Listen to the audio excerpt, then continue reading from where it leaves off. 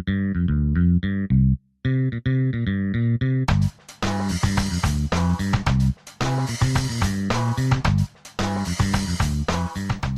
learning curve, highlighting the people and programs of Marysville High School.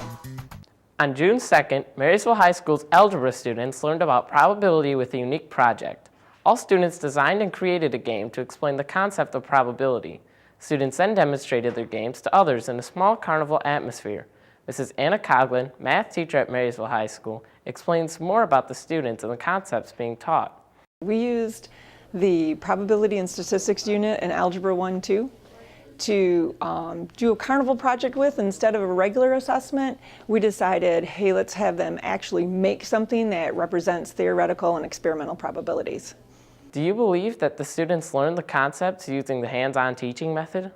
Oh, definitely. They learned quite a bit. They learned not only by producing their own, they didn't want too much probability, but they also learned so much by going down with all the other classmates and playing their games and working out their theoretical probabilities, their experimental, and said, hey, I like this game. Oh, that was a neat game.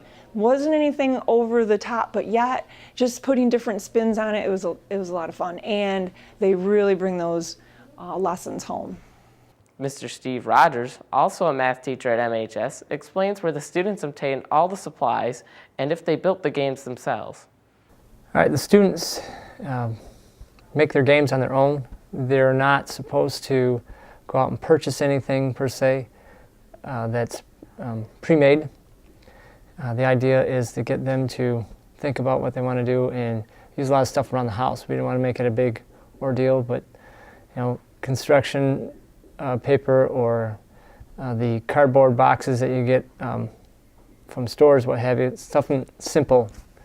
And so it's supposed to be unique type of objects here that they're making. And so hopefully we accomplished that and they got a sense for their well-being of creating their own game.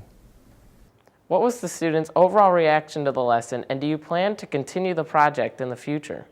I think the students enjoyed the being down the wing with all the algebra classes, to see the other students and see what they had to offer and play each other's games, made for a better situation for presenting the games.